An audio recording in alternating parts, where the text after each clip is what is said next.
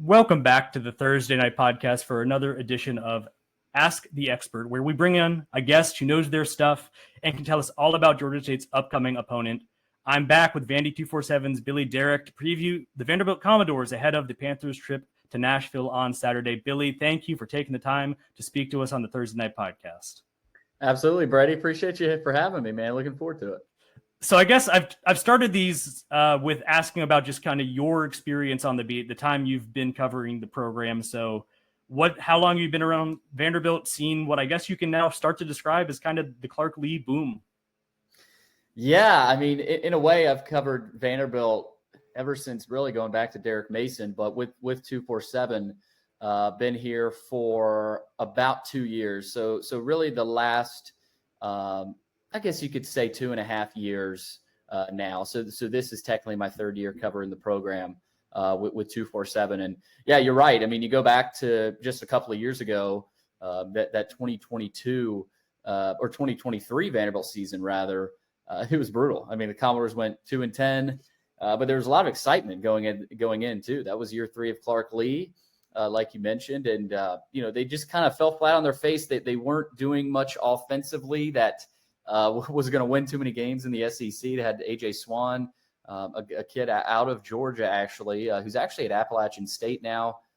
He had transferred after Vanderbilt. He was the backup at LSU. Now he's playing really well at App State, and kind of that's the A.J. Swan I think Vanderbilt expected, but they didn't have enough around him. It's, can't put too much on Swan there. They were too young at certain spots, and I just think complacency slipped in a little bit that year. So after that 2-10 season, it ends with a brutal loss in Knoxville, and they make a ton of changes. They basically bring in New Mexico State's nucleus and bring in Diego Pavia and Jerry Kill and Tim Beck and Eli Stowers and a few other New Mexico State guys. And you saw what happened last year. That translates to a win over Alabama and a road win in Lexington. You go to Jordan Hare and beat Auburn. By the way, Diego Pavia, you could say, owns the state of Alabama, hasn't lost there, even dating back to New Mexico State days. And now this year they've got even more New Mexico State, former New Mexico State guys, got a running back in MK Young and a wide receiver in Trent Hudson. So they've added more in the portal, and they've embraced the portal. They have fully embraced it. They've dived head first into it. And, they felt like they had to. And the Jerry Kill addition has been huge, but Clark Lea taking over the defense last year was huge.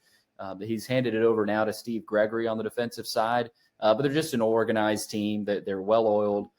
They have a lot more depth at really every position than they've ever had. Clark Lea has said this is his best team. But, yeah, it's been really interesting to watch the trajectory of the program, especially just a few years back. My first year covering the team, they went to Wake Forest middle of the season, and you got destroyed, and you kind of knew, okay, you saw what was coming. You saw the writing on the wall. They lose to UNLV in Vegas. So it's been really cool to see the trajectory in this program develop. And now, of course, they're 3-0 and ranked number 20th in the country, and some high expectations all of a sudden. Yeah, speaking to that ranking and the record, this is a team Georgia State fans saw last year, and obviously Georgia State won the game 36-32 in Atlanta, but what on the field is translated to bring about what looks like an improved team in 2025? Yeah, I start with the offensive and defensive line. That they're a lot bigger there. They brought in 4 new offensive linemen, and they've also developed some more linemen there as well. The offensive line under Clark Lea has not been a strong suit. The offensive line historically for Vanderbilt has not been a strong suit. So to say the offensive line has been a bright spot is surprising. I mean, I knew they would be solid and maybe even improved from last year, but they've been mauling teams. I mean, we talk about on our podcast all the time, they've been creating holes you could run a Mack truck through. And you've got Cedric Alexander and MK Young and some other backs that have flourished because of that. So the offensive line, first off, that's what, if you don't have an offensive line, your offense is not going to be able to operate, especially this one, a heavy run attack. But defensively, this defense has been phenomenal. They've outscored opponents 65-7 in the last 6 quarters. They've just been punishing. I mean, they had a bunch of turnovers at Virginia Tech. They had 4 takeaways at South Carolina last week, and they're getting pressure. They're getting pressure with 4. They're being aggressive, though, too. They're sending a lot of extra blitzes, whether it's a safety or a corner blitz here or there, some stunts with the linebackers. So I would say the point of attack, the offensive line and the defensive line, I think we knew what they had at the quarterback position, obviously. They brought in some new weapons as well. That's another aspect of this, that they're throwing the ball a lot more. And they're doing some new things they didn't do last year through the air that they quite frankly couldn't do, because the receiver room wasn't necessarily a strength last year, but they've added a kid, Caleb Barnett, as a freshman out of Oklahoma, who is, his speed and quickness is unbelievable. James L. Lassiter, number 41, he's not the biggest running back, but he had a 40-yard run last week against Carolina. So they've got playmakers and on both sides of the ball. So, but yeah, I would definitely start at the point of attack. And they knew they had to improve there, and they have. As long as they stay healthy, I think both the offensive and defensive lines can continue to play a big role. I guess everyone knows at this point, you mentioned him already, quarterback Diego Pavia has come in, put his stamp on the program. I'm not sure what else there is to say, so I almost just want to throw it to you as just kind of a generic, like, what do you want to add about Pavia at this point, covering the program? Yeah, at this point, it's hard to add a whole lot else, from what you're seeing from him. I came into the year wondering, okay, how can he improve? Like, is there another level to Diego Pavia than what we saw last year? And so far, he's proven, that there is. Now, his stats haven't jumped off the page, but they haven't had to. Like I said, they've got a lot more around him. And, I think a big reason why he wanted to come back, obviously, he won the lawsuit over the NCAA, and without that, he would not have been back. But he has said publicly that this defense was a huge reason why, he was excited about this team, and there's more talent around him. So I think that helps him, obviously, naturally.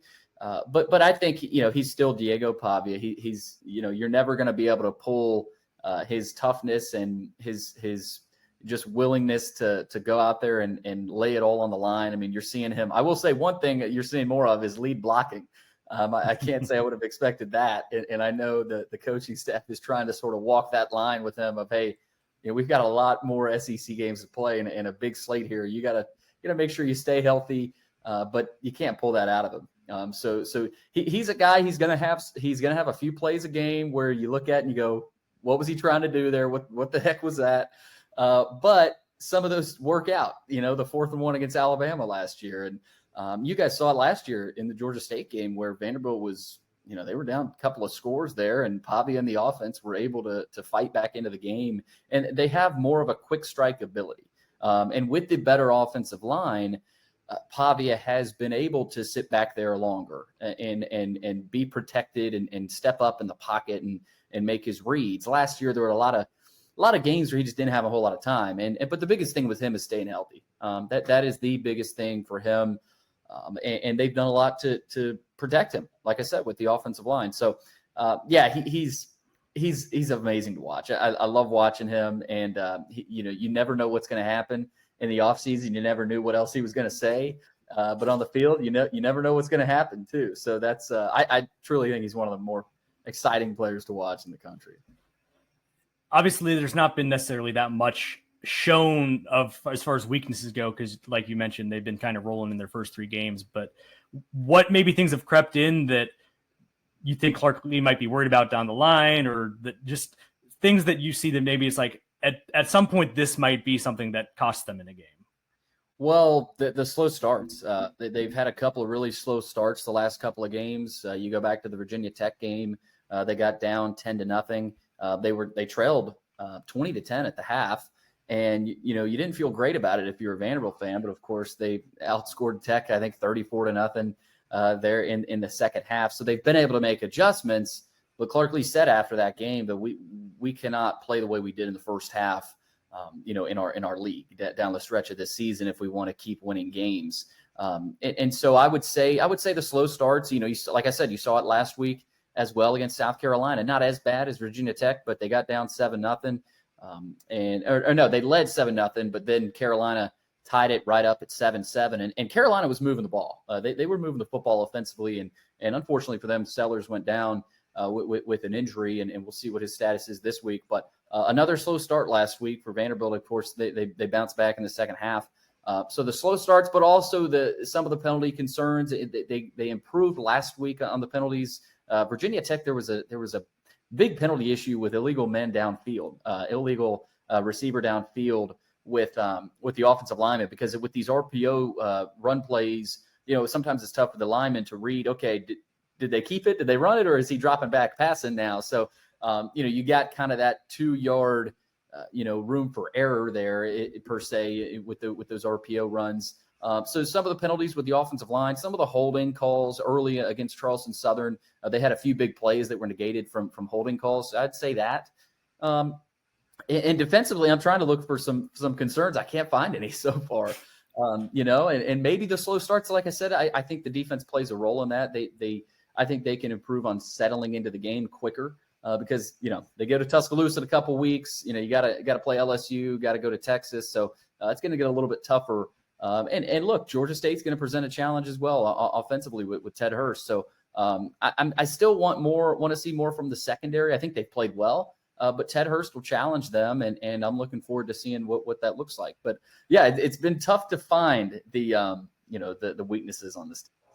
Well, we'll see what Georgia State has for them on Saturday. Last thing I wanted to ask about, I don't think Georgia State fans making the trip need much of a tutorial on Nashville, but I don't know if you can set geographically where Vanderbilt is versus, the part of Nashville everyone's familiar with, and stuff that maybe is walking distance or closer to the Vanderbilt part of the city that for post-game or before the game. Yeah, there's a lot. Nashville is growing rapidly. There's a bunch. There's an area called Midtown. Right. It's walking distance from Vanderbilt. Obviously, Broadway.